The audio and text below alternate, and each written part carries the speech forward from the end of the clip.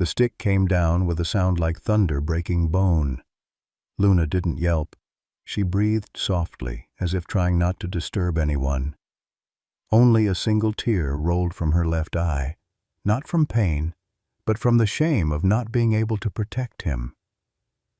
Outside, Arizona heat pressed against the rusty metal roof, while inside, time collapsed into the space between heartbeats. Her puppy whimpered, crawling beneath her neck, as if he could disappear into her fur. The man towered above, his shadow stretching across the concrete floor like spilled ink. "Shut that mud up," he growled, knuckles white around the wooden handle. Luna's eyes, once bright with the pride of search and rescue missions, now fixed on the floor. The German Shepherd had learned that looking up invited more pain. Her body trembled, but she remained silent, a mother's last defense against a world gone cruel. Leave a like and share your thoughts in the comments along with the city you're watching from now. Let's continue with the story. The dilapidated shed sat on the outskirts of Phoenix, where the city's neglect bled into desert isolation. Heat shimmered above cracked earth, and the distant hum of highways faded into a silence broken only by occasional barks and whimpers. This was where Jack Reynolds kept his operation, a collection of cages housing German shepherds he bred without permits, without standards, without mercy. Luna had once been something special. 6 years ago she had worn a vest emblazoned with search and rescue, her keen nose saving lives after mudslides and building collapses. Newspaper clippings, long forgotten by everyone except Luna, had once celebrated her heroism. Now, her once glossy coat hung dull and patchy over prominent ribs, and scars mapped a history of abuse across her flanks. Scout, her 3-month-old puppy, knew nothing of his mother's former glory. Born in captivity, his world consisted only of their shared cage, the concrete floor that burned in summer and froze in winter, and the man whose footsteps made them both tremble. Unlike the other puppies who'd been sold off, something about Scout, perhaps his unusual intelligence or his fierce attachment to Luna, had kept him here, unsold and unwanted except by his mother. 10 miles away, in a modest ranch house surrounded by cottonwood trees, Ellen Thompson sat on her porch swing, a cup of chamomile tea cooling beside her. At 64, Ellen's hands bore the marks of 4 decades as a veterinary nurse. Slight tremors, arthritic knuckles, and a gentleness that animals instinctively trusted.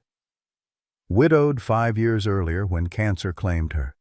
Henry, Ellen lived alone now, her days structured around gardening, volunteering, and trying not to notice the silence that pressed against her eardrums when night fell. "They're keeping dogs out there, Ellen," her friend Martha had told her last week after driving past the old Anderson property, "breeding them in horrible conditions. I called animal control, but you know how understaffed they are." Ellen did know. She'd spent her career witnessing the worst of humanity's treatment of animals and the best of animals' forbearance toward humanity. Retirement was supposed to have freed her from such knowledge, but some burdens couldn't be set down so easily. As darkness settled over the desert, Ellen's thoughts returned to Martha's words. Sleep eluded her, replaced by imagined whimpers and the memory of countless animals she'd helped euthanize when their injuries or trauma proved too severe. In the moonlight filtering through her bedroom window, Ellen made a decision that would alter not just her life, but the lives of 2 German shepherds waiting in the darkness for someone to notice their suffering. Ellen spent 3 days watching the property. She parked her weathered Ford pickup on a service road with a pair of binoculars, documenting the comings and goings of Jack Reynolds. The routine emerged quickly. He left at 7:30 each morning, returned around noon for an hour, then disappeared again until early evening.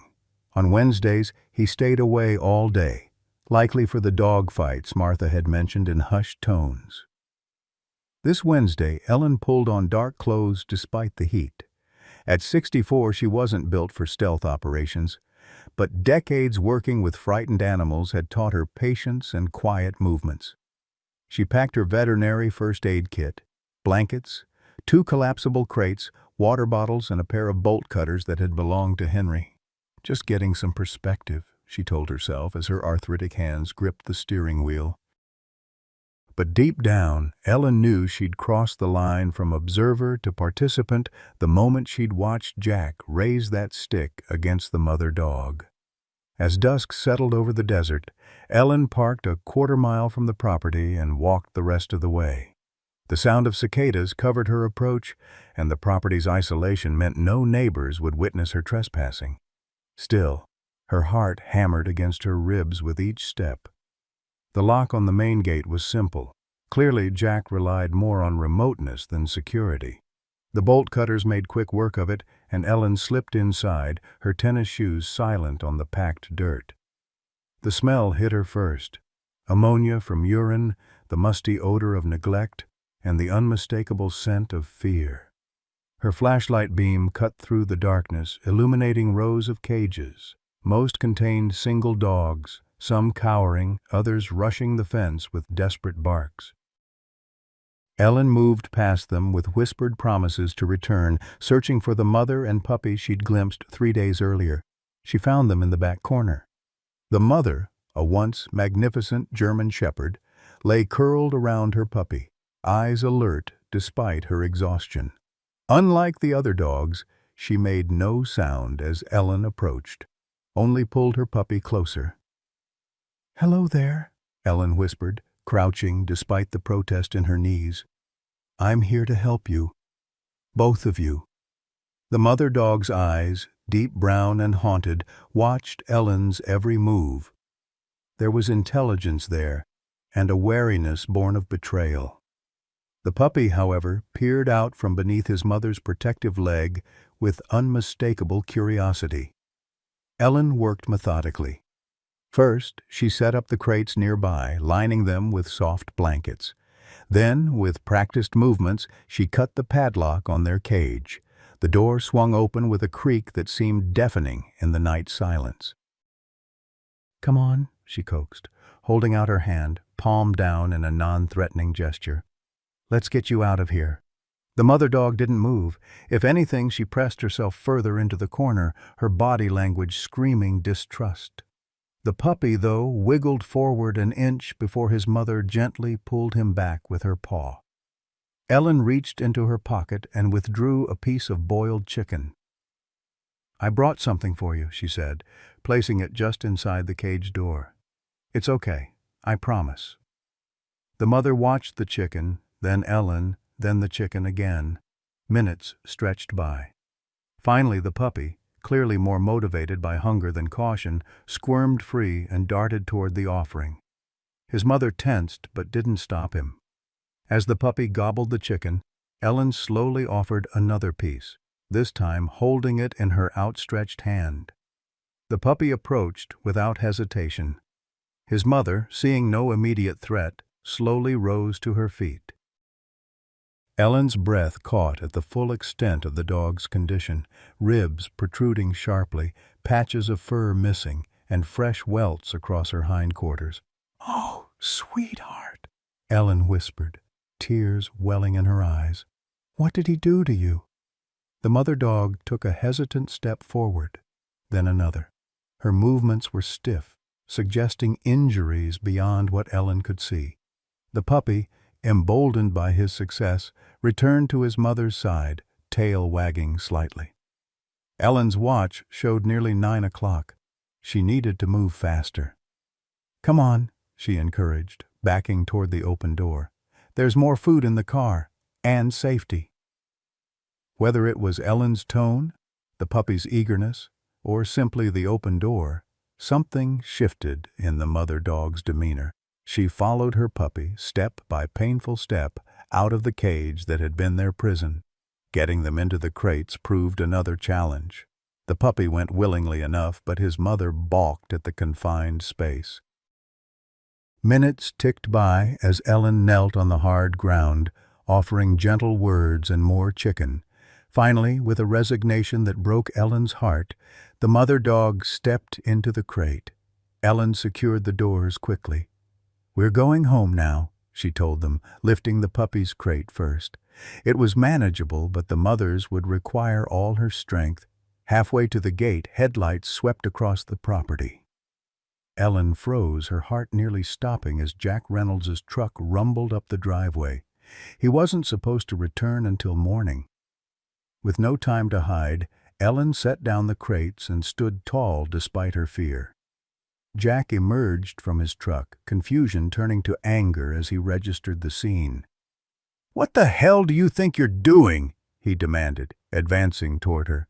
The smell of whiskey hung around him like a cloud. Ellen placed herself between Jack and the crates. "These animals need medical attention," she said, surprised by the steadiness in her voice. "I'm taking them to get help." Jack's laugh was ugly. "Lady, you're trespassing. Those are my dogs, and you're stealing them." "Dogs you've beaten and starved," Ellen countered. "I've documented everything. The authorities have been notified." This last part was a lie, but Ellen knew enough about bullies to understand they backed down when challenged. Jack's eyes narrowed. "You've got no idea what you're talking about. That bitch there?" He gestured toward the mother dog's crate. "She's dangerous. Killed a family once." Ellen didn't believe him for a second. "Step aside, Mr. Reynolds. I'm leaving with these dogs." Something in her tone, perhaps the same authority she'd used during emergencies at the clinic, made Jack hesitate. He looked from Ellen to the crates, calculation in his bloodshot eyes. "Fine," he said finally. "Take the damn dogs. But this isn't over." Ellen knew a threat when she heard one, but she had no intention of backing down now. She hefted the crates into her truck, ignoring the screaming pain in her back and shoulders. Jack watched from the doorway of his house, a silhouette backlit by a single bare bulb. The drive home seemed to take hours. In her rearview mirror, Ellen half expected to see Jack's headlights, but the road remained empty. Beside her, the puppy had fallen asleep, exhausted by the night's events. The mother remained awake, her eyes reflecting the dashboard lights like twin moons. "I'm calling you Luna," Ellen told her impulsively, "because even in the darkest night, you shine." To the puppy, she added, "And you'll be Scout, because you led the way to freedom." At home, Ellen converted her sunroom into a makeshift recovery area. She laid down waterproof pads, old blankets, and bowls of fresh water. Scout bounded out of his crate the moment Ellen opened it, his natural puppyish resilience already asserting itself despite his ordeal. Luna was another matter. She remained in her crate, watching Ellen's movements with unblinking attention. Only when Scout returned to whine at the crate door did she finally emerge, her movements cautious and deliberate. Ellen sat cross-legged on the floor, giving Luna space to explore. "Welcome home," she said softly. "You're safe now, both of you."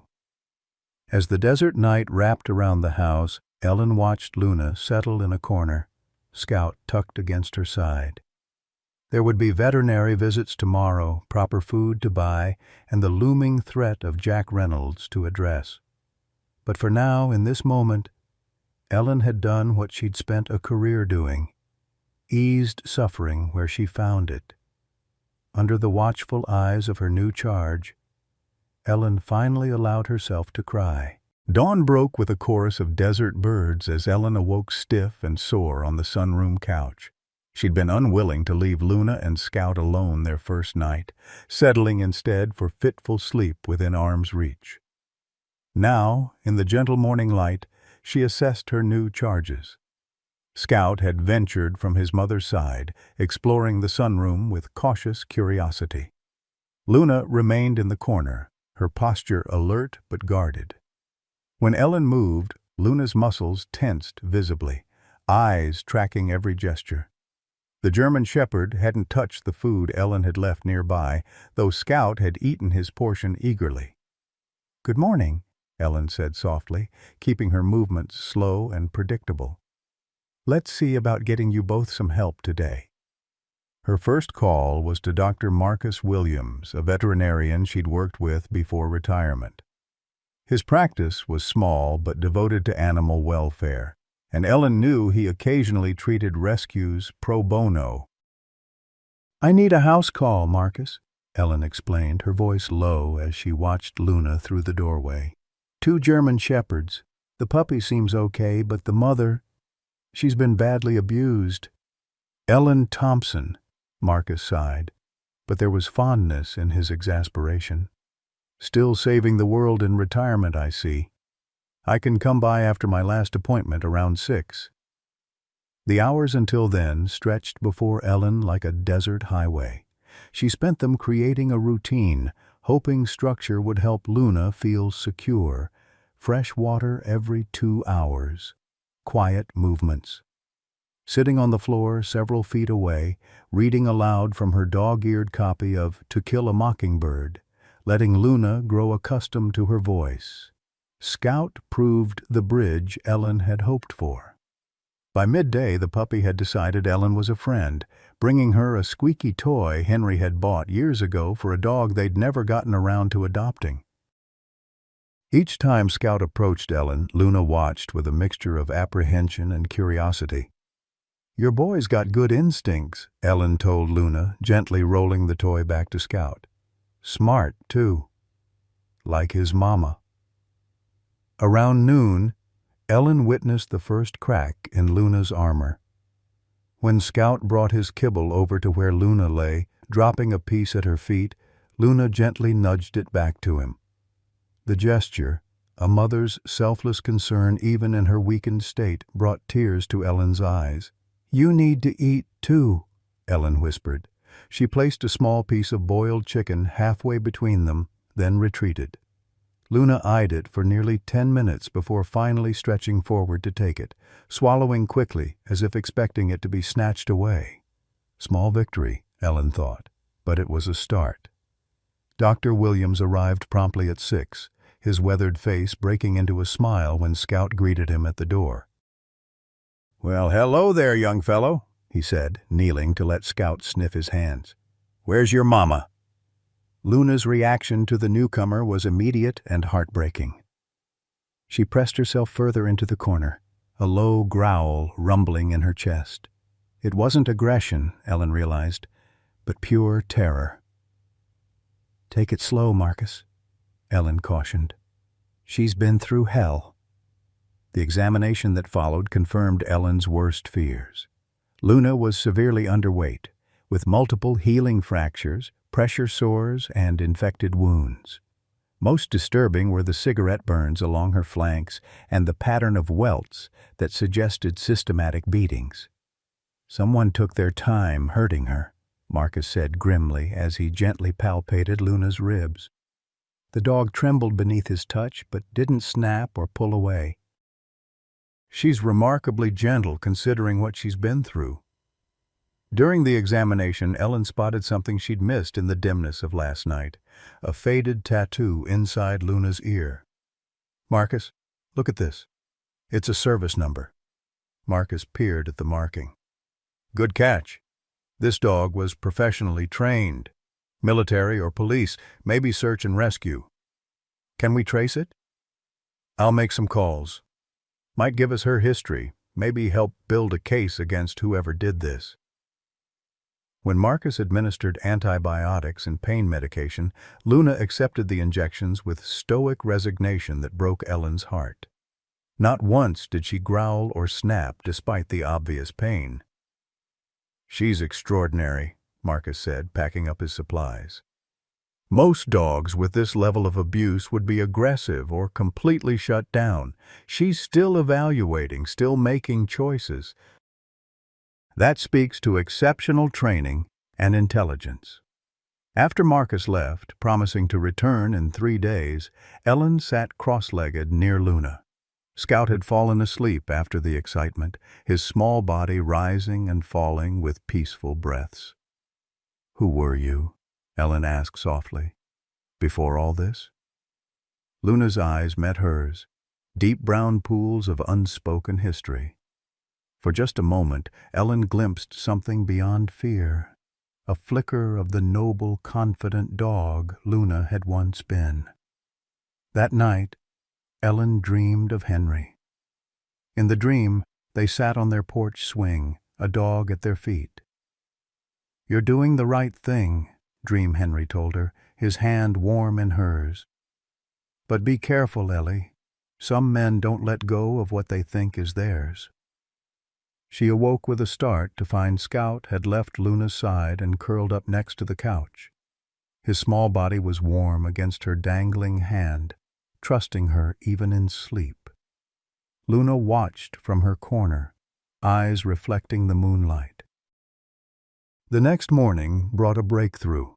As Ellen prepared breakfast, scrambled eggs for herself, softened kibble with chicken broth for the dogs, Luna slowly approached the kitchen doorway. She stood there, tense but determined, watching Ellen's movements. "Good morning," Ellen said, keeping her voice casual, though her heart raced at this progress. "Breakfast is almost ready." She set Scout's bowl down first, then placed Luna's a few feet away. Instead of retreating to let Luna approach, Ellen remained kneeling beside the bowl. It was a risk, but Ellen sensed Luna needed to cross this threshold. Minutes passed in silent standoff. Scout finished his meal and looked between them, seemingly confused by the tension. Finally, with deliberate slowness, Luna approached. She paused just beyond arm's reach, nostrils flaring as she assessed Ellen. Ellen remained still, barely breathing. Then, with dignity that belied her scarred body, Luna stepped forward and began to eat. She kept one eye on Ellen, ready to retreat, but the barrier had been broken. "Good girl," Ellen whispered, blinking back tears. "Such a good, brave girl." Later that afternoon, while Luna dozed in a patch of sunlight, the first time she'd left her corner during daylight, Dr. Williams called. "I've got information on your girl," he said, excitement evident in his voice. "Her service number traces back to Southwestern Search and Rescue. She was one of their top dogs, Luna, badge number K421, specialized in wilderness rescue and disaster recovery." Ellen's heart swelled with vindication. "I knew she was special." "There's more," Marcus continued, his tone shifting. "She was reported missing 3 years ago, presumed stolen during a training exercise near Flagstaff. Her handler filed multiple reports, but she was never recovered." 3 years, Ellen breathed, looking at Luna's scarred body. "She's been with that monster for 3 years. There's something else." Marcus hesitated. "Ellen, the handler's name, it's Jack Reynolds." The world seemed to tilt beneath Ellen's feet. "That's impossible. Jack Reynolds is the man who had her in that hellhole, the man who was beating her." "The same man," Marcus confirmed. "I double-checked. Jack Reynolds was a decorated canine handler. 15 years with search and rescue before he resigned suddenly 3 years ago. The same time Luna disappeared."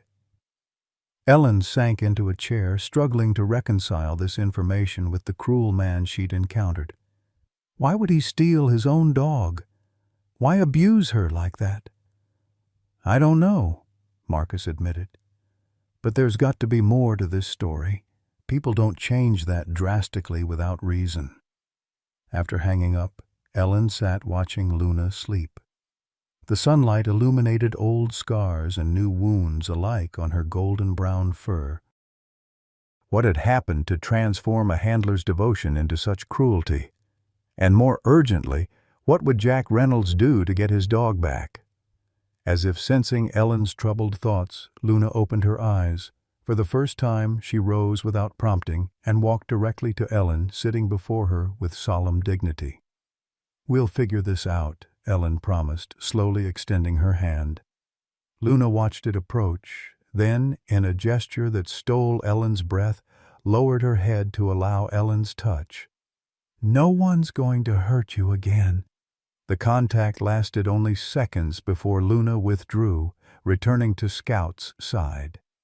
But in those brief moments, a covenant had been formed between them, woman and dog, both survivors in their own ways, both determined to protect what mattered. Outside, storm clouds gathered on the horizon, promising rare summer rain. Ellen made a mental note to close the windows later, unaware that the approaching storm was both literal and figurative.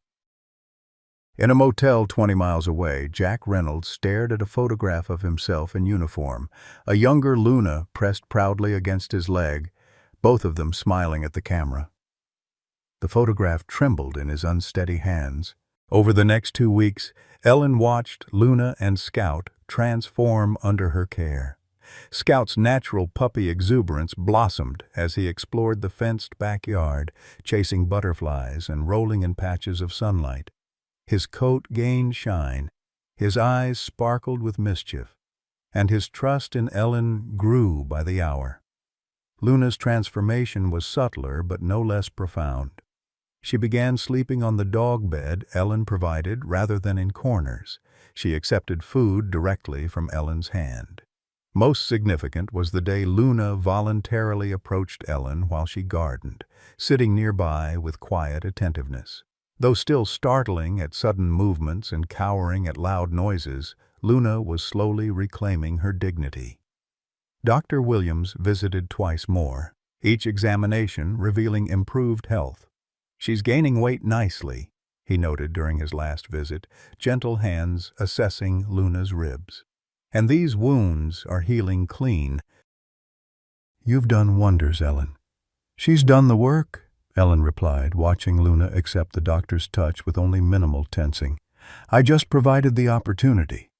As Luna's physical condition improved, glimmers of her former training emerged. She would sit at doorways until invited through, walk perfectly at Ellen's left side during their short early morning walks, and demonstrate an almost preternatural awareness of her surroundings. Once, when Scout wandered too close to a rattlesnake sunning itself near the property line, Luna intervened with swift precision, placing herself between the puppy and danger until Ellen could secure them both. "You were something special, weren't you?" Ellen murmured that night, sitting beside Luna on the porch swing. "Still are." The mystery of Jack Reynolds continued to trouble Ellen. Marcus had shared what additional information he could find. Jack had been a respected handler with an impeccable record until a house fire 3 years ago claimed his wife and young daughter while he was away on a training exercise. The fire investigation was inconclusive, suggesting possible electrical failure. 1 month later, both Jack and Luna disappeared from the search and rescue program. "What happened to you, Jack?" Ellen wondered aloud, scrolling through old newspaper articles on her tablet. One photo showed a younger Jack receiving an award, Luna sitting proudly at attention beside him. Their bond was evident even in the grainy image, handler and dog, partners in service. How had that relationship devolved into the cruelty she'd witnessed? Ellen's phone rang, startling her from her thoughts. It was Martha. "Ellen, you need to be careful," her friend said without preamble. "I saw Jack Reynolds at the hardware store today. He was asking questions about you." A chill ran through Ellen despite the warm evening. "What kind of questions?" "Where exactly you lived, whether you lived alone." "He said something about you having his dog." Martha's voice lowered. "Ellen, he didn't seem stable. His hands were shaking and he smelled like he'd been drinking." "Did you tell him anything?" "Of course not." "But Ellen, this is a small community. Someone else might." After hanging up, Ellen checked her doors and windows with new urgency. Luna watched her movements, sensing the change in atmosphere. When Ellen finally settled on the couch, Luna did something unprecedented. She approached and laid her head on Ellen's knee, brown eyes looking up with clear concern. "You're worried too, aren't you, girl?" Ellen stroked the soft fur between Luna's ears. "You remember him." That night, Ellen dreamed of fire. She awoke to find Luna standing beside her bed, whining softly. The clock showed 3:17 a.m. "What is it, girl?" Ellen sat up, instantly alert. Luna padded to the bedroom door, looking back at Ellen expectantly. Following her, Ellen noticed Scout was missing from his usual sleeping spot. They found the puppy in the kitchen, pawing at the back door. Outside, headlights swept across the property as a vehicle drove slowly past. Ellen's heart hammered as she pulled Scout away from the door, extinguishing the kitchen light. "Quiet now," she whispered to both dogs. Luna stood rigid, her attention fixed on the door, a low growl building in her chest. The vehicle passed, continued down the road, then circled back. This time it slowed to a stop at Ellen's driveway. In the silence that followed, Ellen heard a car door open and close, then footsteps on gravel. Luna's growl deepened, but she held her position beside Ellen. Not aggressive, Ellen realized, but protective. The Luna who had endured abuse without fighting back was now standing guard for her new family. The footsteps approached the house, circled to the back, then stopped at the kitchen door. Ellen held her breath as the doorknob rattled. Locked, thankfully. After a tense moment, the footsteps retreated. The car engine started, and the vehicle drove away. Ellen sagged against the counter, adrenaline leaving her shaky. "Good dogs," she whispered, kneeling to embrace both Luna and Scout. Such good, brave dogs. In the morning, Ellen called the sheriff's office to report the incident. Deputy Tom Whitaker arrived an hour later, a middle-aged man with kind eyes and a no-nonsense demeanor who'd known Ellen since her days at the veterinary clinic. "I'll increase patrols in your area," he promised after taking her statement, "and I'll have a word with Reynolds about trespassing." "He's dangerous, Tom," Ellen insisted. "Those dogs were terribly abused." Deputy Whitaker's expression softened as he watched Scout chase a butterfly in the yard, Luna supervising from the porch steps. "I'll look into his background more thoroughly. In the meantime, consider getting a security camera for your driveway." After he left, Ellen sat beside Luna on the porch, the morning sun warming their faces. "We're not giving up," she told the dog. "You and Scout are staying right here." That afternoon, Ellen drove to the hardware store for security cameras, leaving Luna and Scout secured inside. As she loaded her purchases into her truck, a familiar voice froze her in place. "Those are my dogs you took." Jack Reynolds stood 10 feet away, his tall frame leaning against a pickup truck. Sober today, but no less intimidating. Ellen straightened her spine, channeling the authority she'd once wielded in emergency situations. Those dogs were being abused. "I did what anyone with a conscience would do." Jack's laugh held no humor. "You have no idea what you're talking about, lady. That dog, Luna, she's not what you think." "I know exactly what she is," Ellen countered. "A highly trained search and rescue dog that you stole and abused for 3 years. Something flickered in Jack's bloodshot eyes. Surprise, perhaps, that Ellen knew Luna's history. "She's dangerous," he insisted, voice dropping. "She killed my family." Ellen stared at him, momentarily speechless. "That's absurd. She's the gentlest—" "3 years ago," Jack interrupted, "while I was training her in Flagstaff, electrical fire, they said." His voice cracked. "But I know better. I'd been having problems with her, aggression, disobedience. She was supposed to be crated, but somehow she got out. The fire started in the room where she was kept." Ellen shook her head, trying to reconcile this version with the dog she knew. "That doesn't make any sense. Even if there was a fire, how could you possibly blame Luna?" "They found her hiding in the yard," Jack continued, as if Ellen hadn't spoken.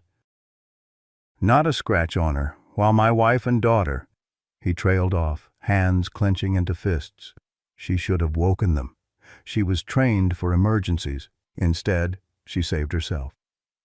The pieces fell into place for Ellen, grief twisted into a delusional narrative, a man broken by loss looking for someone to blame. "Jack, that's not how fires work. Not how dogs work. Luna would never—" "You don't know anything about it," he snapped. "I'm getting her back. The puppy, too. They're mine." "They're not," Ellen said firmly. "And if you come to my property again, I'm calling the sheriff." Jack's expression hardened. "This isn't over." As Ellen drove home, her hands trembled on the steering wheel. Jack's delusion was dangerous precisely because he believed it so completely. Luna hadn't just been abused. She'd been punished for a crime she couldn't possibly have committed. At home, Luna greeted Ellen with unusual enthusiasm, pressing against her legs as if sensing her distress.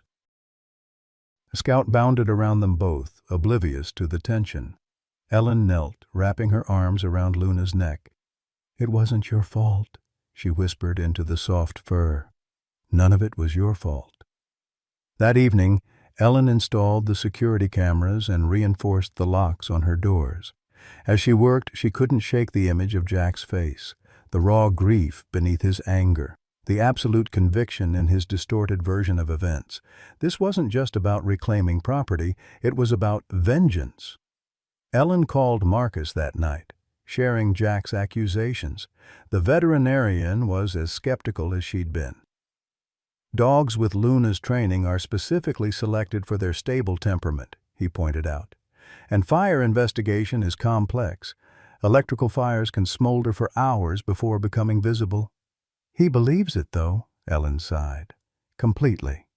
Grief does strange things to people," Marcus replied softly. "And guilt can be unbearable." "Guilt? Think about it, Ellen. He was away training when his family died. If he'd been home—" Ellen understood suddenly. Jack's absence during the tragedy, his inability to save his family, the guilt would be crushing. Blaming Luna provided an escape from that burden. Before bed, Ellen checked the security camera feed on her tablet, relieved to see her empty driveway. Luna had taken up a new sleeping position, no longer in the corner, but across the threshold of Ellen's bedroom, like a sentinel. "We'll be okay," Ellen told her, though she wasn't entirely convinced. As she drifted to sleep, Ellen wondered what Luna remembered of that night 3 years ago. Did she understand why her beloved handler had turned on her? Did she still carry the trauma of not being able to save Jack's family? In the darkness, Luna's steady breathing provided a counterpoint to Ellen's troubled thoughts. Whatever had happened in the past, one thing was certain. Ellen would not let Luna suffer for it any longer, not while she had breath in her body. The following Saturday morning arrived with a sense of normalcy that had been missing from Ellen's life. Luna and Scout ate breakfast with newfound enthusiasm, and Ellen found herself smiling at their antics. Scout had discovered the joy of chasing his tail, while Luna watched with what Ellen could only describe as maternal indulgence. 3 weeks with us, Ellen told Luna, kneeling to stroke her increasingly lustrous coat. "You're a different dog already."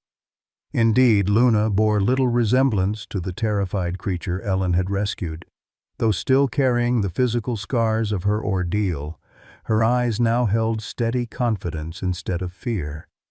She followed Ellen from room to room, not out of anxiety but companionship, and had begun sleeping at the foot of Ellen's bed rather than guarding the doorway. Dr. Williams had pronounced her remarkably resilient during his last visit. "Some dogs never recover from this level of trauma," he'd observed. She must have had an exceptional foundation before the abuse. Ellen's research into Luna's background had confirmed this. Articles from the Southwestern Search and Rescue Archives detailed Luna's accomplishments. Finding a lost child in the Coconino National Forest after 36 hours, locating survivors following a flash flood in Oak Creek Canyon, even receiving a commendation from the governor for her service. Photos showed Luna and Jack at training exercises and award ceremonies, their bond evident in every image. Jack's face in these pictures was unrecognizable from the bitter man who had confronted Ellen, open, proud, his hand always resting protectively on Luna's head. What haunted Ellen most was Luna's evident devotion to Jack in those photos.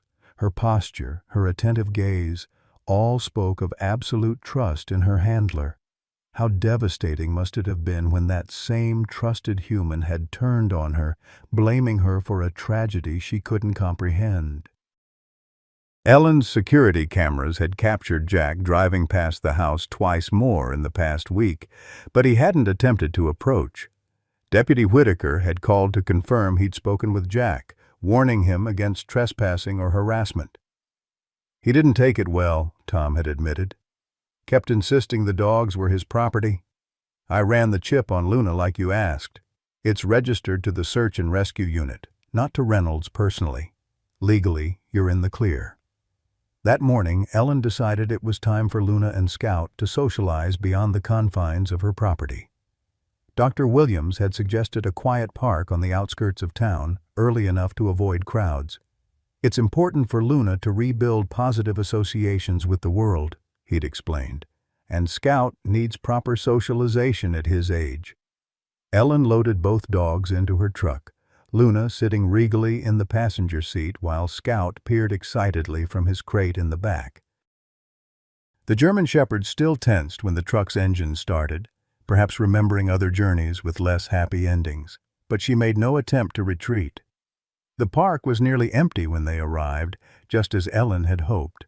A few early morning joggers circled the perimeter path, and an elderly couple sat feeding birds near the small pond. Ellen found a quiet area beneath a sprawling oak tree and unfurled a blanket. Gentle now, she reminded Scout as she attached his leash.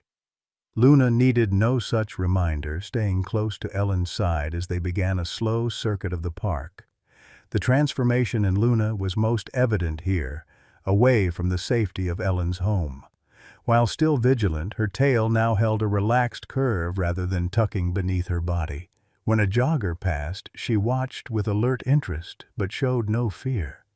Scout, taking cues from his mother, matched her calm demeanor despite his puppyish energy. Near the pond, they encountered the elderly couple.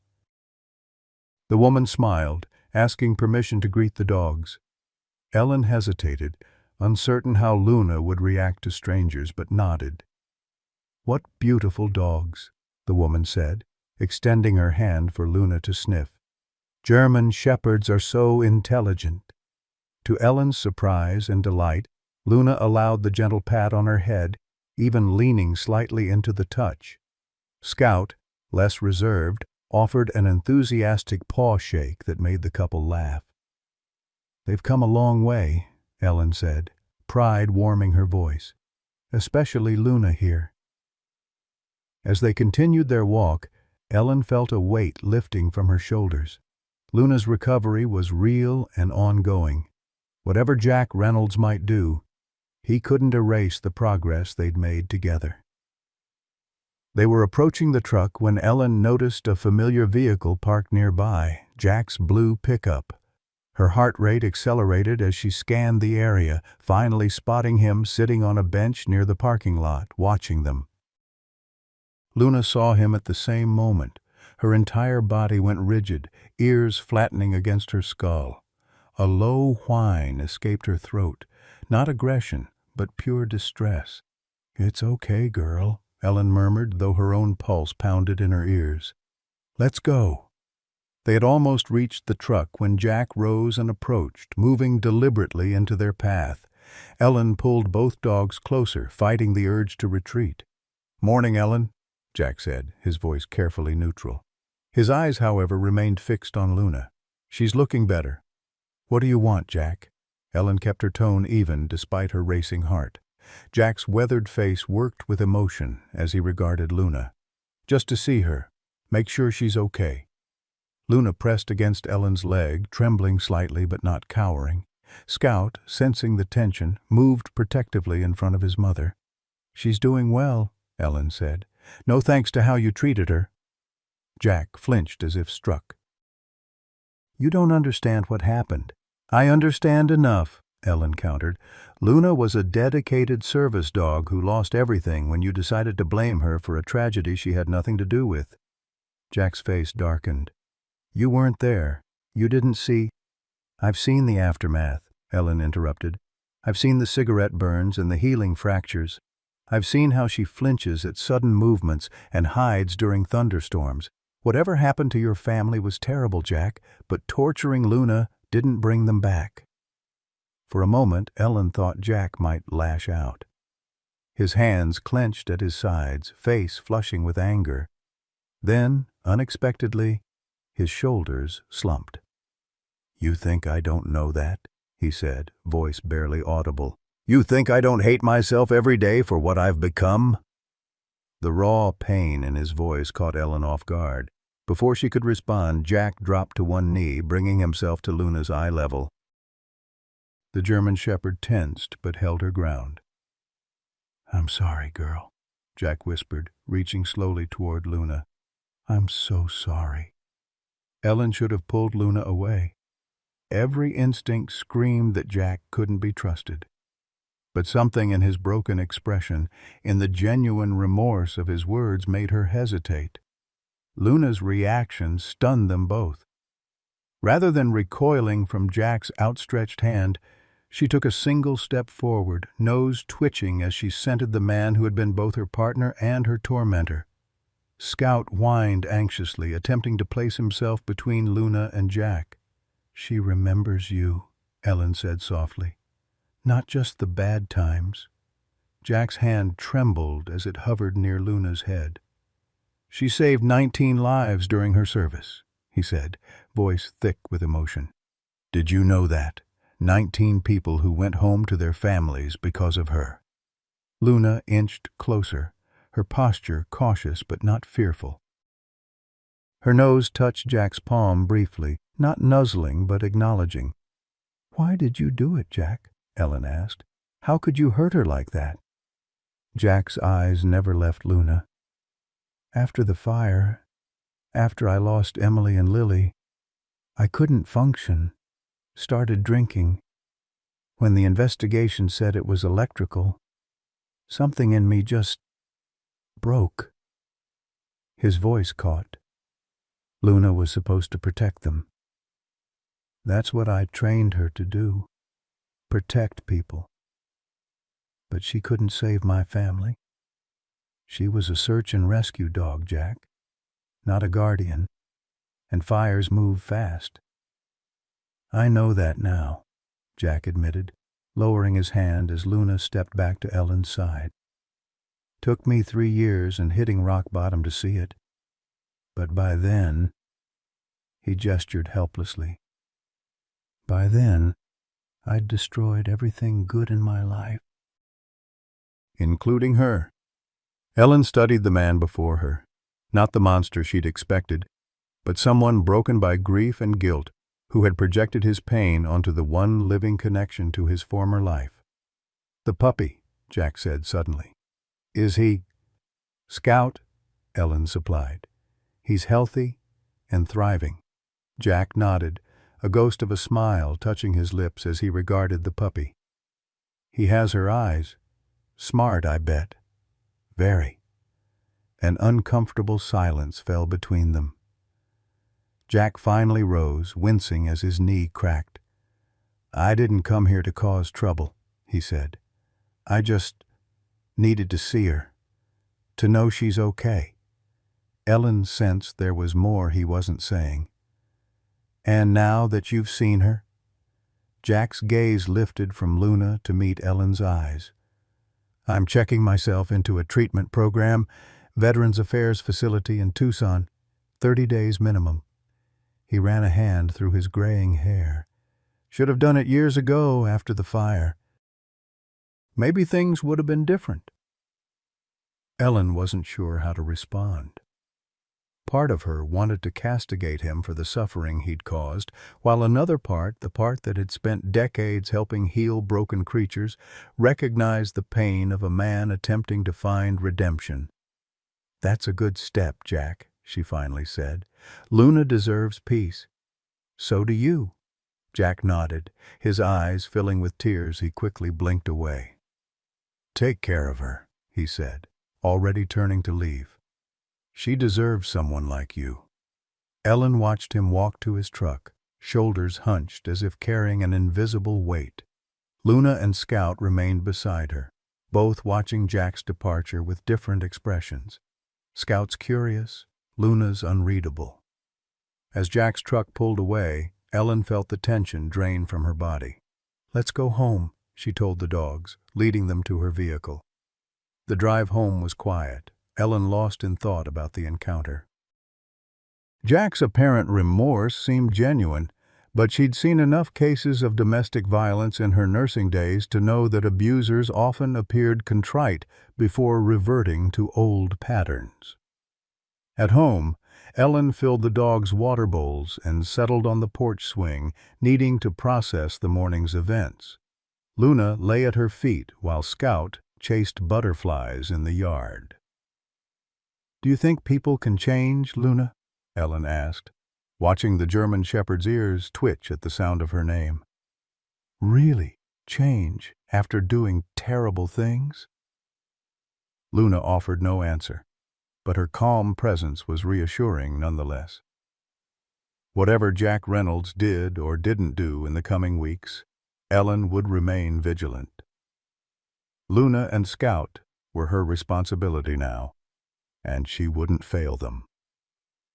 The rest of the day passed uneventfully, but Ellen couldn't shake a sense of foreboding.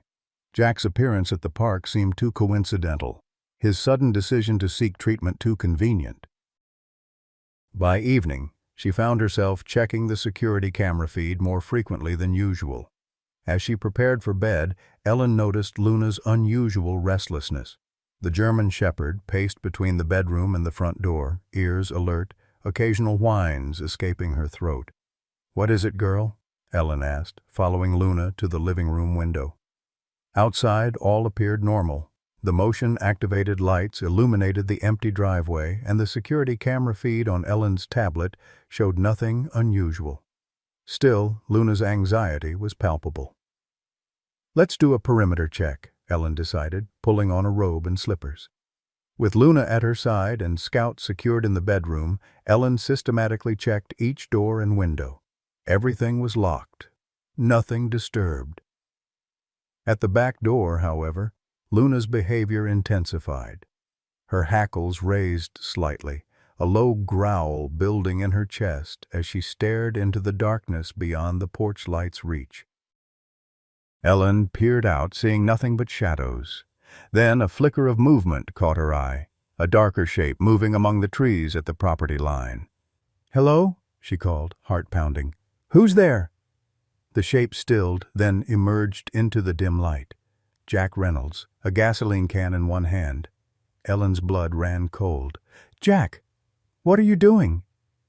His face, visible now in the porch light, was a mask of anguish and determination. "I'm sorry, Ellen," he called, voice slurring slightly. "But I can't let it go. She has to pay for what happened." Ellen fumbled for her phone, fingers shaking as she dialed 911. "Jack, you need to leave. The police are on their way." "Won't matter," Jack replied, lifting the gasoline can. "Fire moves fast, remember? Like you said." With horror, Ellen realized his intention: to recreate the tragedy that had claimed his family, with Luna at its center. The treatment program had been a ruse, a way to lower Ellen's guard. Luna's growl deepened beside her, no longer fearful, but protective. Ellen gripped the dog's collar, afraid she might charge through the door if Ellen opened it to confront Jack. "This won't bring them back," Ellen called, desperate to reach whatever rationality remained in Jack's alcohol-clouded mind. "Emily and Lily wouldn't want this." At the mention of his wife and daughter, Jack faltered. The gasoline can lowered slightly. "You don't know what they'd want," he said, but uncertainty had crept into his voice. Ellen seized the opening. "I know they loved you. I know they'd want you to heal, not destroy more lives." Jack's face contorted with grief.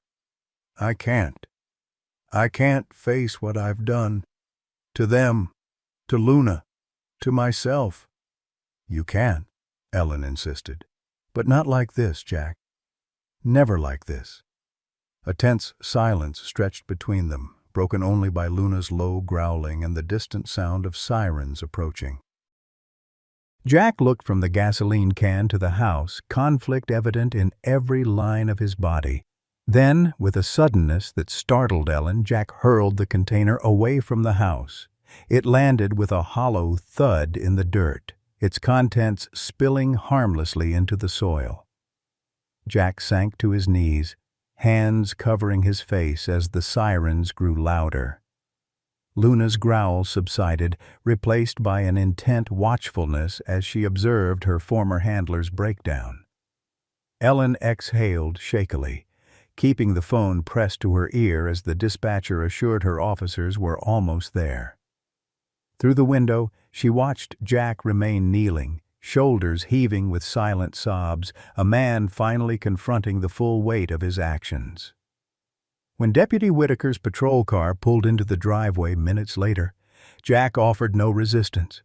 He allowed himself to be handcuffed and placed in the back seat, eyes finding Ellen's through the window in a final wordless acknowledgement before the car pulled away. Only then did Ellen realize she was trembling. She sank to the floor, arm around Luna's solid presence beside her. The German shepherd pressed against her, offering the same comfort Ellen had provided during Luna's darkest moments. "It's over," Ellen whispered, burying her face in Luna's fur. "It's really over now." But as Scout's anxious whining reminded her from the bedroom, one chapter's end merely heralded the beginning of another. Their journey together, Ellen, Luna, and Scout, was far from finished. The night after Jack's arrest passed in fitful bursts of sleep for Ellen. Every creak of the house, every whisper of wind through the cottonwoods outside her window, jolted her awake.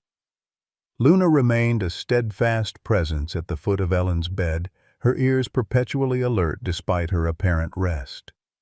Scout, sensing the lingering tension, had abandoned his usual spot in the corner to curl against Ellen's side, his warm weight a small comfort against the night's chill. Morning arrived with Deputy Whitaker's phone call. "Jack's being held on attempted arson charges," he explained.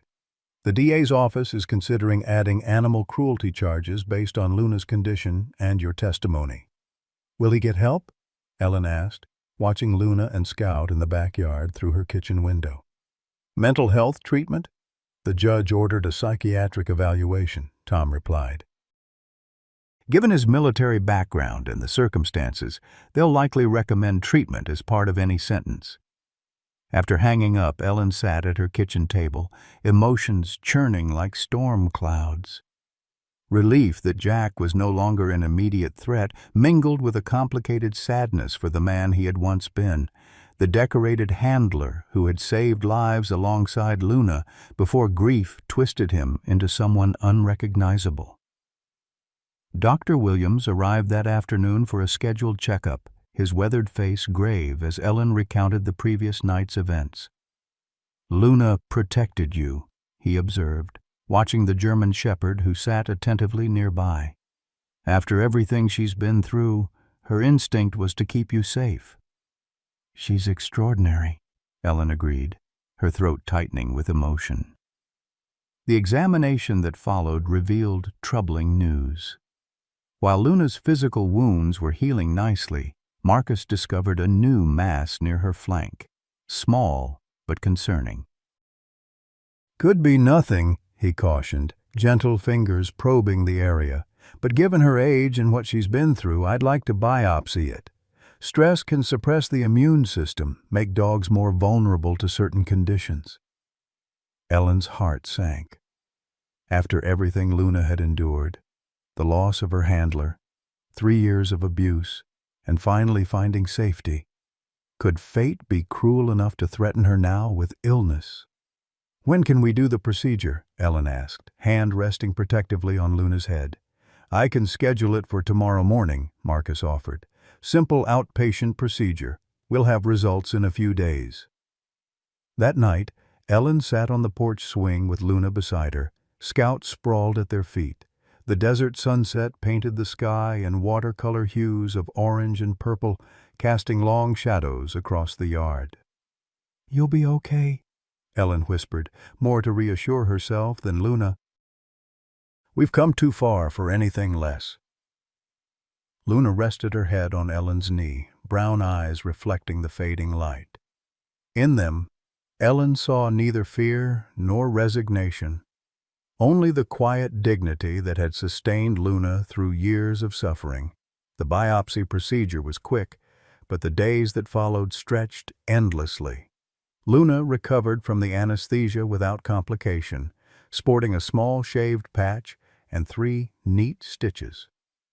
Scout remained unusually subdued, rarely leaving his mother's side, as if understanding her need for gentle healing. On the 4th day, Dr. Williams called. Ellen's hands trembled as she answered the phone. "It's not cancer," Marcus said immediately, knowing the fear uppermost in Ellen's mind. "But the news isn't entirely good. Luna has an autoimmune condition, likely exacerbated by prolonged stress and malnutrition." "What does that mean?" Ellen asked, watching Luna dozing in a patch of sunlight on the living room floor. "It means she'll need medication, probably for the rest of her life. Her body is essentially attacking itself. With proper treatment, she can live a relatively normal life, but there may be flare-ups, good days and bad days." Ellen closed her eyes, absorbing this new reality. "What do we do?" "I've called in a prescription to the pharmacy in town. 2 medications, an immunosuppressant and an anti-inflammatory. We'll monitor her closely, adjust dosages as needed." After hanging up, Ellen sat beside Luna, gently stroking her fur. The German Shepherd opened her eyes, regarding Ellen with that uncanny perception that sometimes made Ellen wonder who was caring for whom. "We'll manage this together," Ellen promised. "Just another hurdle, right?" Luna's tail thumped once against the floor, a gesture of acknowledgement, perhaps even agreement. The next few weeks established a new routine, morning and evening medications hidden in cheese or peanut butter. Shorter walks to accommodate Luna's occasional fatigue. Scout, ever attuned to his mother's condition, adapted his boundless energy accordingly, staying close on Luna's tired days, venturing further on her stronger ones. Ellen found herself noting every detail of Luna's condition in a journal: energy levels, appetite, symptoms. The former nurse in her approached Luna's care with methodical attention, while the woman who had grown to love this remarkable dog poured her heart into each day they shared. 3 weeks after beginning treatment, Luna experienced her first major flare-up. Ellen woke to find the German Shepherd unable to rise from her bed, joints swollen and painful. Scout whined anxiously, circling his mother with evident distress. Dr. Williams came immediately, administering an injection that provided relief within hours. "This is the reality of her condition," he explained gently, as Luna finally accepted water from Ellen's hand. "There will be days like this, but there will be good days too." That night, Ellen slept on the floor beside Luna's bed, unwilling to leave her alone. In the darkness, her mind returned to Jack Reynolds, the man who had caused so much of Luna's suffering, yet who had also once been the center of her world. Ellen wondered if he knew about Luna's condition, if he would care that his actions had potentially shortened the life of the dog who had once been his partner. Morning brought improvement. Luna managed to rise with minimal assistance, accepting a small breakfast and venturing outside briefly. Scout remained vigilantly at her side, occasionally bringing toys as if hoping to encourage recovery through play. As Luna's strength gradually returned over the following days, Ellen made a decision. She contacted Deputy Whitaker, requesting to speak with Jack Reynolds. "Are you sure that's wise?" Tom asked, concern evident in his voice. "I need to tell him about Luna's condition," Ellen explained. "He should know the full consequences of what he did." The meeting was arranged for the following Monday at the County Detention Center. Ellen left Luna and Scout in Martha's care, promising to return within a few hours. The visitation room was stark and impersonal. Beige walls, metal furniture bolted to the floor, the the subtle but unmistakable scent of institutional disinfectant. When guards brought Jack in, Ellen barely recognized him. 2 months in custody had transformed the intimidating figure into a diminished man, shoulders hunched, eyes downcast. "Thank you for coming," Jack said as he sat across from her, voice hoarse with disuse. Ellen studied him, searching for any trace of the volatile man who had threatened her home and Luna's life. What she found instead was a hollow shell, grief and regret having carved away everything else. "Luna is sick," Ellen said without preamble. "An autoimmune disease, likely triggered by the stress and malnutrition she suffered under your care." Jack flinched, as if struck. Will she die?" "Not immediately. But her lifespan will be shortened. She'll need medication for the rest of her life. There will be pain, good days, and bad days." Jack's eyes closed, his breath escaping in a shuddering exhale. "I never meant for this to happen," he whispered. "Not to her, never to her." "But it did happen," Ellen pressed, needing him to face the full reality of his actions. 3 years of abuse have consequences, Jack. Luna is paying for your grief with her health." "I know," Jack's voice cracked. "I know that now. The psychiatrist here. He's helping me understand what happened to me after the fire, how I transferred my guilt onto Luna because I couldn't bear it myself." Ellen hadn't expected this level of self-awareness. She'd come prepared for denial, for the same delusional anger she'd witnessed before. This broken acceptance caught her off guard. "The night of the fire," Jack continued unprompted, eyes fixed on the table between them. "I was supposed to be home. Emily asked me to come back early from the training exercise, but I stayed an extra day. Luna was with me. We were working on wilderness search patterns." His hands trembled as he spoke. "When I got home, the house was already gone. They found Luna in the backyard, disoriented from smoke inhalation. She'd somehow escaped her crate in the garage." Ellen remained silent, allowing Jack to continue. "The investigators said it started in the kitchen, electrical short in the dishwasher. But all I could think was, if Luna had been inside instead of with me, she might have alerted them, might have saved them." He looked up, meeting Ellen's gaze for the first time. "It wasn't rational. I know that now. But grief isn't rational." "No," Ellen agreed softly. "It isn't." "How is the puppy?" Jack asked, a hint of genuine concern in his voice. "Scout, you called him?" "He's thriving, devoted to Luna. He seems to understand when she's having bad days, stays close to her." A ghost of a smile touched Jack's lips. She was always smart. Her puppies would be too. They sat in silence for a moment, the weight of shared knowledge, of Luna's past, present, and uncertain future, hanging between them. "I brought something," Ellen said finally, reaching into her purse. She withdrew a photograph, one of Luna and Scout in Ellen's backyard, Luna's posture alert and dignified despite her ordeal. "I thought you should see her now, how she's recovering despite everything." Jack's hand trembled as he accepted the photograph. His thumb traced Luna's image, a tear falling onto the glossy surface. "I don't deserve forgiveness," he said quietly. "Not from her, not from you. But I want you to know I'm taking the treatment seriously. The psychiatrist, the group therapy, all of it." Ellen hadn't come seeking Jack's redemption, yet she found herself moved by his evident remorse. "What happens when you get out?" she asked, the question that had troubled her since his arrest. "I've accepted a plea deal, 18 months, with time served. After that, I'm moving to Colorado. My brother's there, has a construction business." Jack handed the photograph back to Ellen. "I won't come near you or Luna again.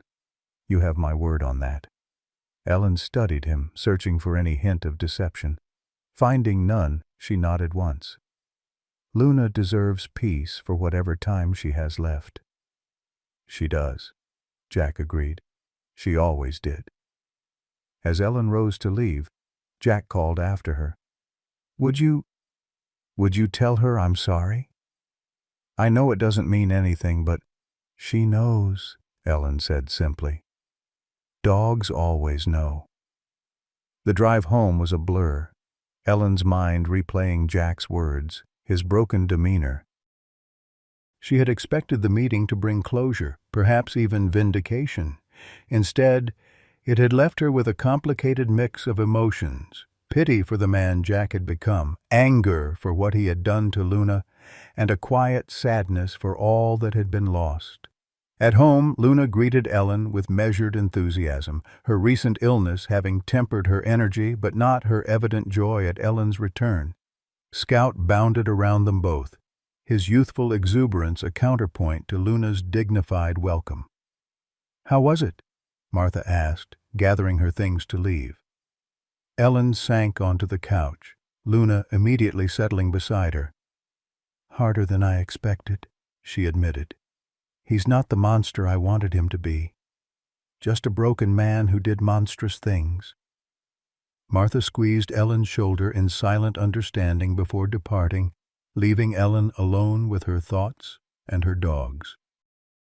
That night, as rain pattered against the windows, a rare summer shower in the desert, Ellen contemplated the strange journey that had brought Luna into her life, the cruelty that had nearly destroyed this magnificent animal, the resilience that had preserved her spirit, and now the illness that threatened to cut short their time together. "We'll make the most of every day," Ellen promised Luna, who lay beside her on the bed, Scout curled at their feet. "However many we have." Luna's eyes, wise beyond human comprehension, held Ellen's gaze. In their depths, Ellen saw neither judgment nor fear, only the quiet acceptance of a creature who had endured the worst of humanity, yet somehow retained the capacity to trust, to love, to move forward. Outside, the rain continued to fall, washing the desert clean, preparing it for renewal. Within Ellen's home, three souls bound by circumstance and choice settled into the peace they had fought so hard to achieve. Fragile, perhaps temporary, but precious beyond measure. Autumn painted the desert in subtle hues of gold and amber as Luna's treatment continued.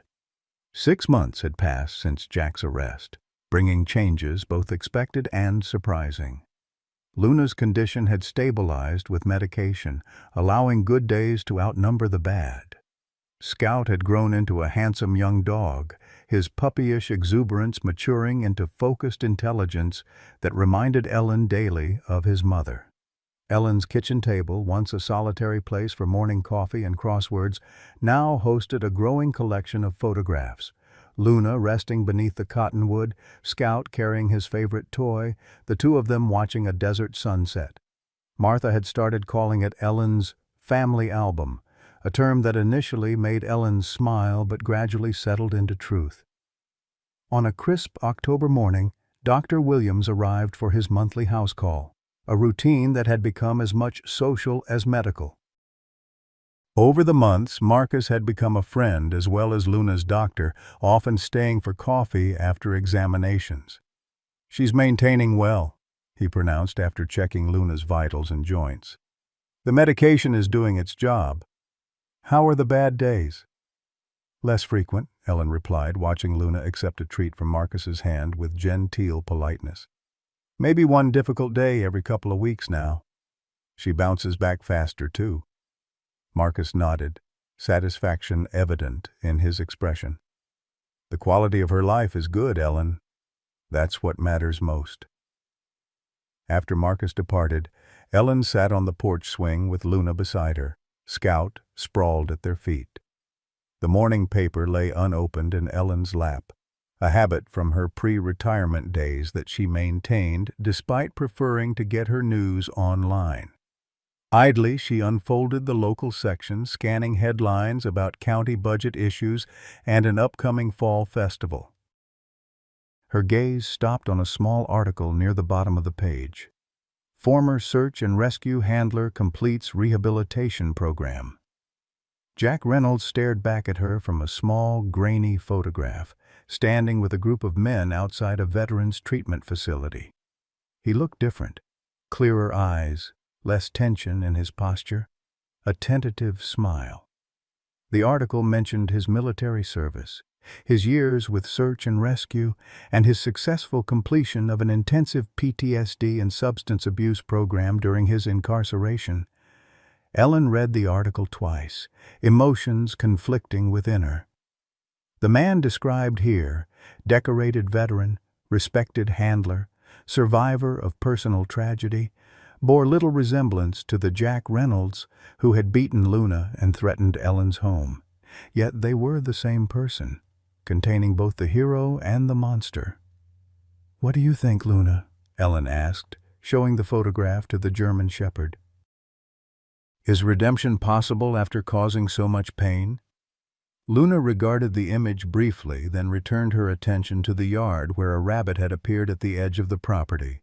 No discernible reaction, no lingering trauma response, just the practical focus of a dog whose priorities had shifted from survival to living. Later that day, Ellen received an unexpected call from Deputy Whitaker.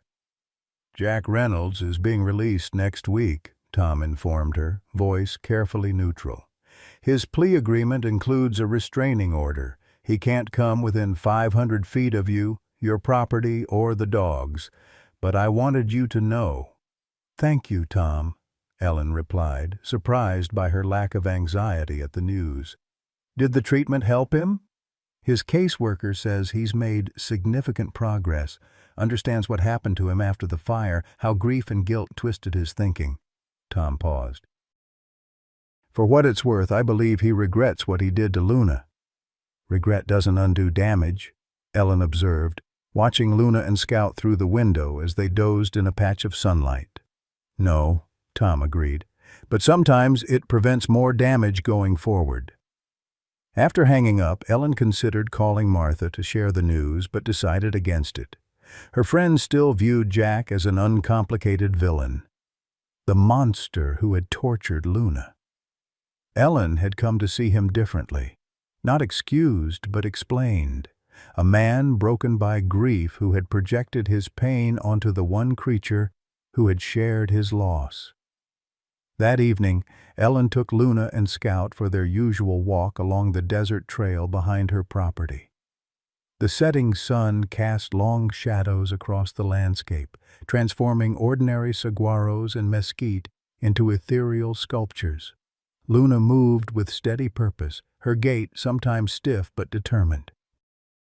Scout ranged ahead, then circled back, his natural herding instincts keeping his family together. As they crested a small rise overlooking the valley, Ellen paused to catch her breath. At 64, these walks sometimes challenged her aging knees, but she treasured them nonetheless, these quiet moments with her unlikely family, watching the desert prepare for night. Luna sat beside Ellen, her attention drawn to the horizon where distant mountains stood silhouetted against the deepening sky. Something in her posture, alert yet peaceful, reminded Ellen of those early photographs of Luna in her working days when she had stood proudly beside Jack, ready to save lives. "You were something special then," Ellen told her, stroking the soft fur between her ears. "And you're something special now." The following week passed without incident. Jack Reynolds was released as scheduled, but no unwelcome vehicles drove past Ellen's home, no familiar figure appeared at the park or grocery store. True to his word, Jack had apparently left Ellen and Luna in peace. Then, on a Tuesday morning, a package arrived, no return address, just Ellen's name printed in neat block letters. Inside, she found a manila envelope containing documents and a handwritten letter. Ellen recognized Jack's handwriting immediately from the form she'd seen at his property. Her heart quickened as she unfolded the letter. half expecting threats or accusations. Instead, she found something entirely different. "Ellen," the letter began, "by the time you read this, I'll be in Colorado starting over. I wanted you to have these documents: Luna's complete service record, her medical history from before, and her original training certificates. They belong with her now, with someone who will value them. I can't undo what I did to her. I live with that knowledge every day. But I wanted you to have the full story of who she was before tragedy changed us both." Luna saved 19 lives during her service. She found children lost in forests, hikers stranded by flash floods, and climbers buried in avalanches. She never failed a mission when it mattered. Except one. The night of the fire, she was with me at a training facility 40 miles away. We couldn't have saved Emily and Lily even if we'd been home. It took me 3 years and hitting rock bottom to accept that truth. I don't expect forgiveness. I don't deserve it. But I want you to know that Luna was the best partner I ever had. She deserves to live out her days with someone who sees her value. Thank you for being that person when I couldn't. Jack Reynolds. Ellen set the letter aside with trembling hands, then examined the other contents of the envelope. Luna's service record detailed each rescue mission, each life saved. Commendations from the governor, the Forestry Service, and various emergency management agencies attested to her exceptional abilities. Medical records documented her regular checkups, vaccinations, and the minor injuries sustained during her working years. Most poignant was a collection of newspaper clippings featuring Luna and Jack. In one, Luna stood beside a tearful mother whose toddler Luna had located after the child wandered from a campsite. In another, Jack and Luna received an award for finding 3 hikers stranded by a sudden snowstorm. In each photograph, Luna's intelligence and dignity shone through, matched by Jack's evident pride. Ellen spread the documents across her kitchen table, creating a timeline of Luna's first life, her training, her accomplishments, her partnership with the man who would later betray her so completely. It was like assembling a puzzle with crucial pieces missing, the moment when everything changed, when Jack's grief transformed him from Luna's proud handler to her tormentor.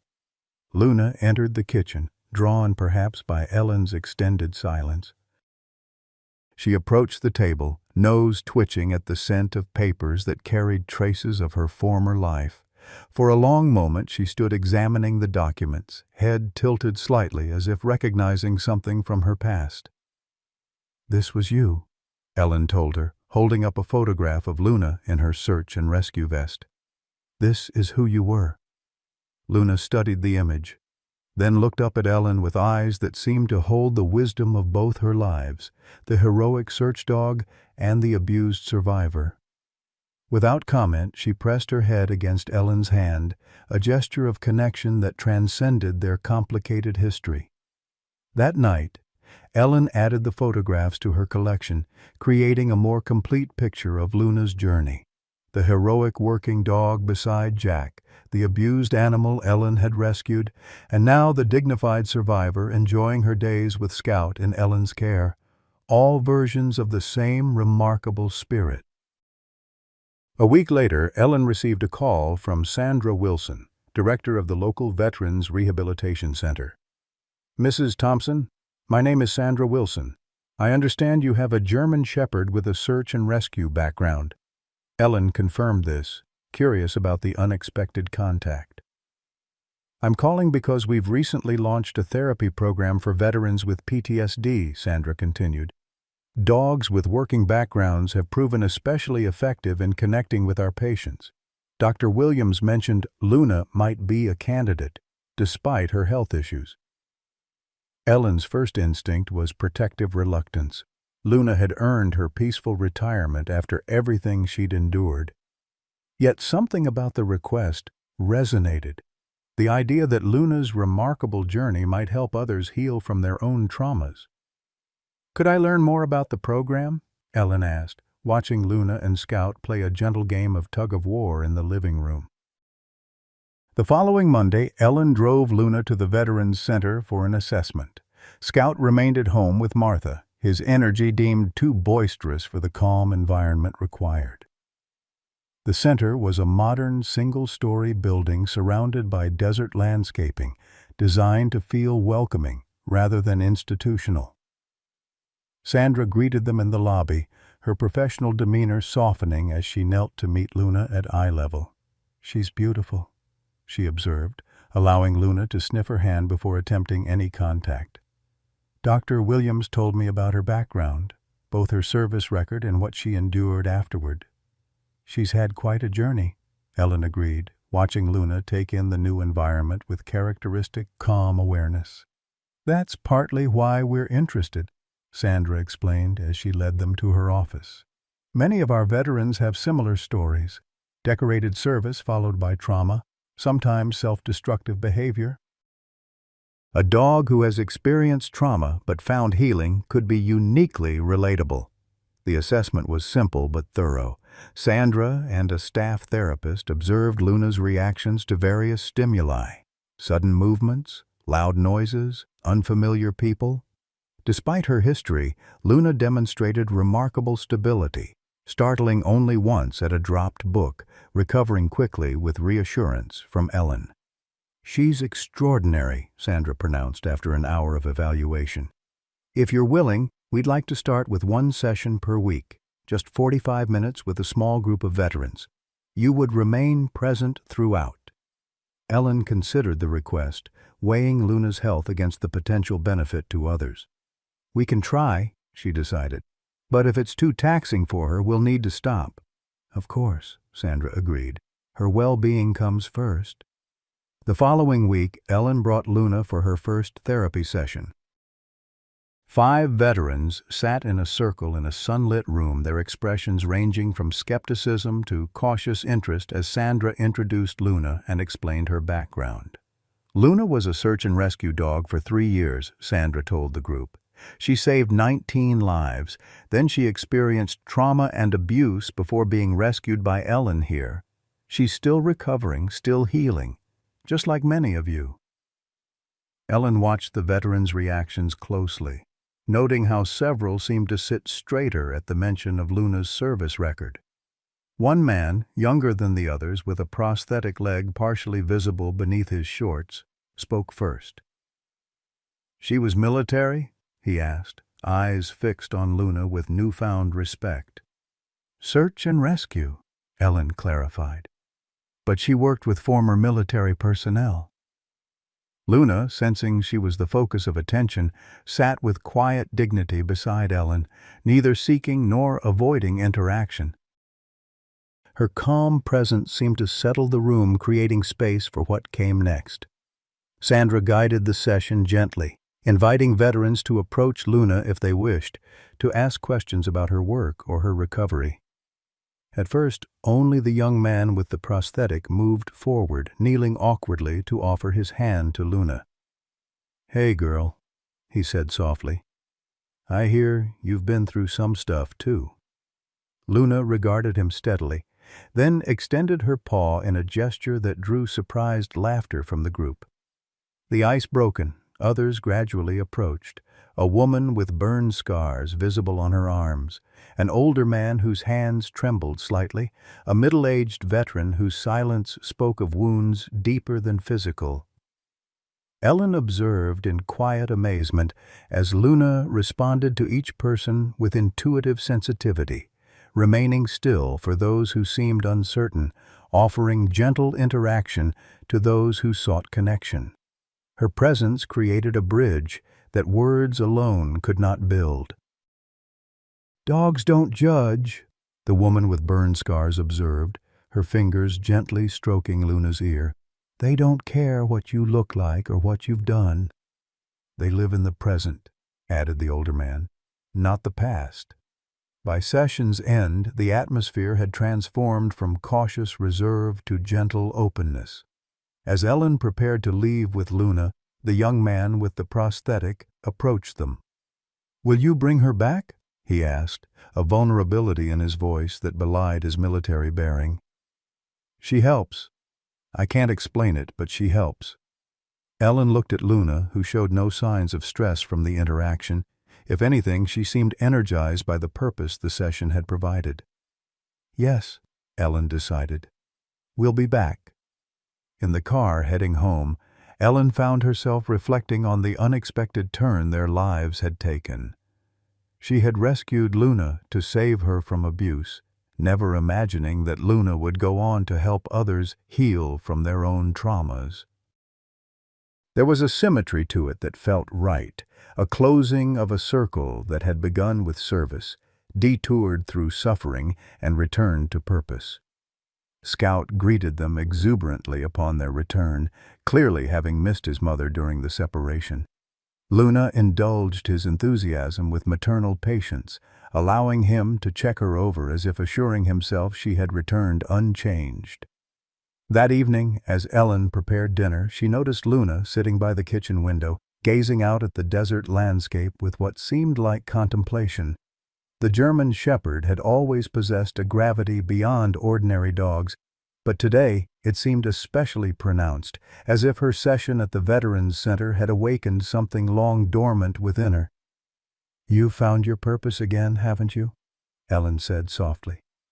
Luna turned from the window, meeting Ellen's gaze with eyes that held both wisdom and peace. A survivor who had reclaimed not just safety, but meaning. 1 year from the day Ellen had rescued Luna and Scout, she woke early to the gentle sound of rain pattering against her bedroom window.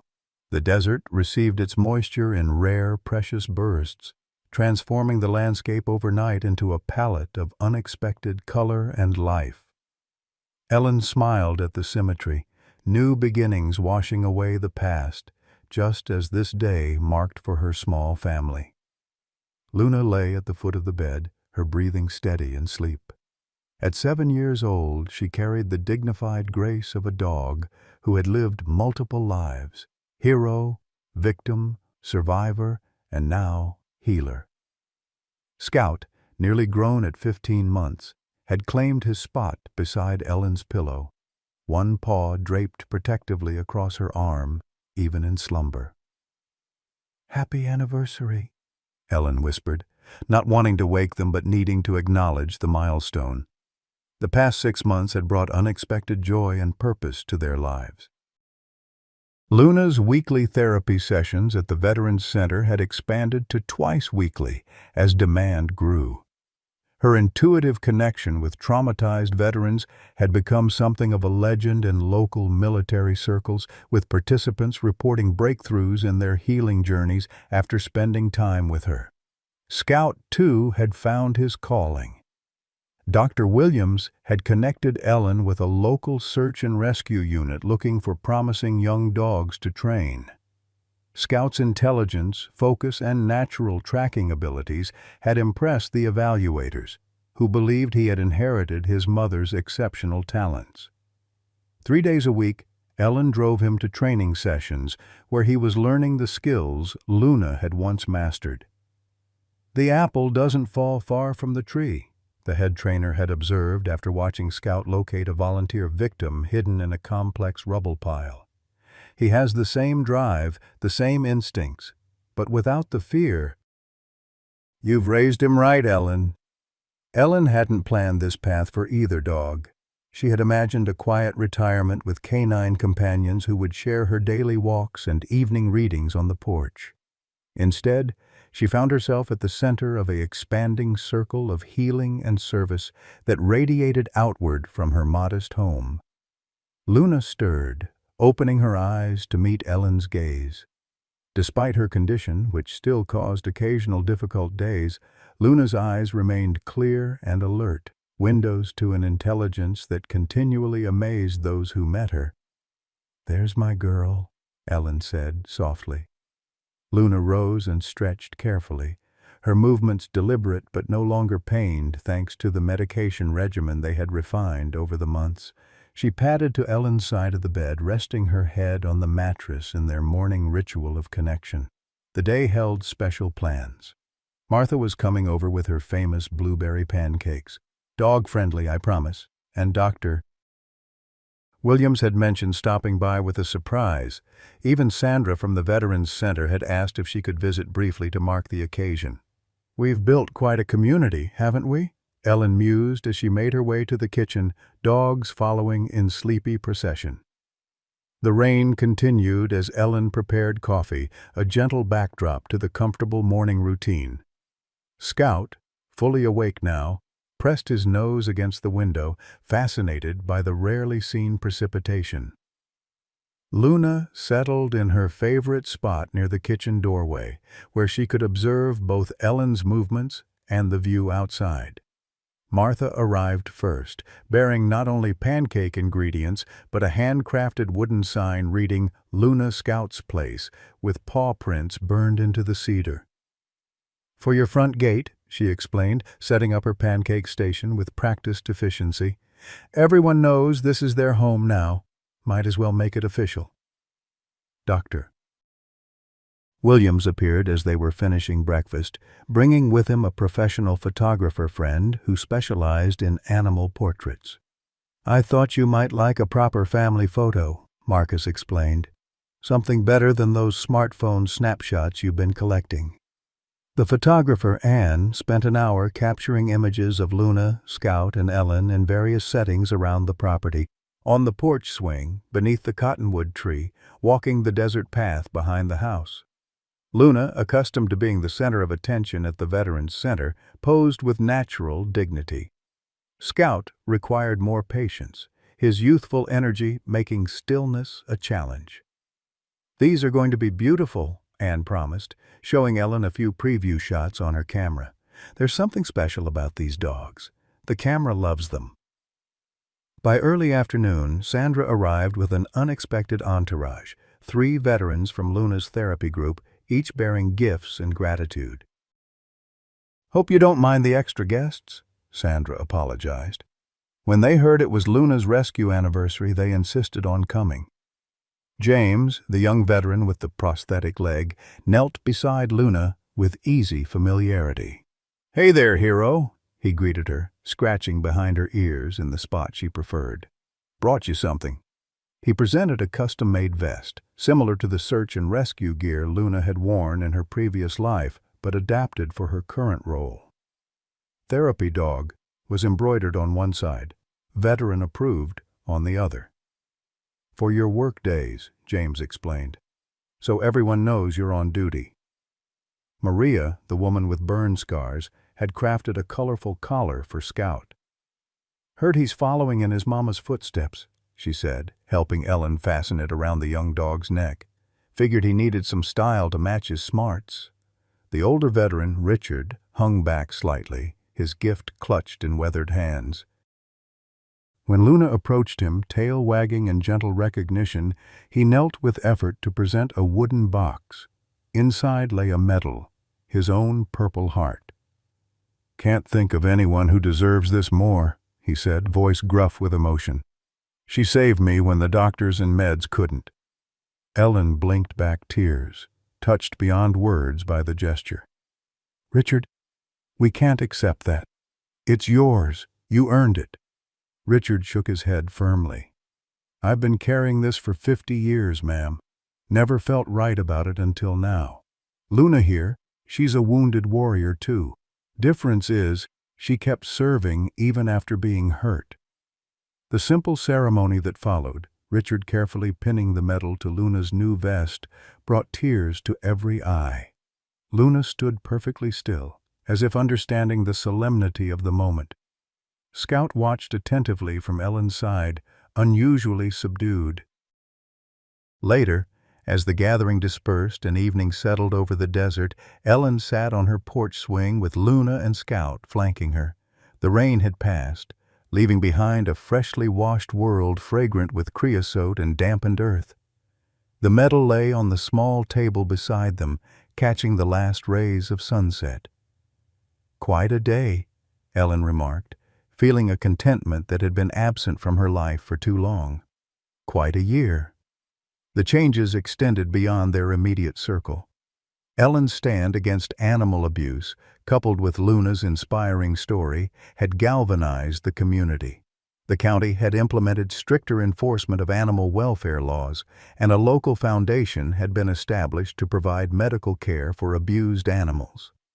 Scouts training with the Search and Rescue Unit had drawn attention to the need for more service dogs, prompting increased funding and volunteer participation. From one act of rescue had blossomed an ever-widening ripple of positive change.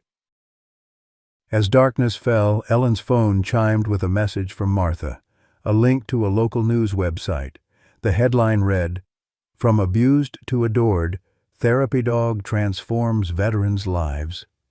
Beneath it was a photograph of Luna sitting calmly among a group of veterans, her gentle presence the clear focus of the image. The article detailed Luna's remarkable journey, her years as a search and rescue dog, the abuse she had suffered, and her current work helping traumatized veterans find healing. It mentioned Scouts' training, Ellen's advocacy, and the community's response. Most surprisingly, it included a statement from Jack Reynolds, released with his permission from a letter he had written to the Veterans Center. "Luna saved 19 lives during her service with me, and she's saving more now in a different way. The cruelty she experienced at my hands makes her current work all the more extraordinary." If a dog can forgive and heal after such treatment, perhaps there's hope for all of us who carry invisible wounds. Ellen read the quote twice, struck by Jack's public acknowledgement of his actions and his recognition of Luna's continued service. There was no attempt to minimize his responsibility or excuse his behavior, only honest admission and something approaching atonement. As if sensing Ellen's thoughts, Luna pressed closer against her side. The German shepherd had never sought vengeance for her suffering, never held on to the pain of her past. She had simply moved forward, finding new purpose, new connections, new ways to embody the nobility that had always been her essence. "You're teaching me," Ellen told her, stroking the soft fur along Luna's neck. "Every day you're teaching me."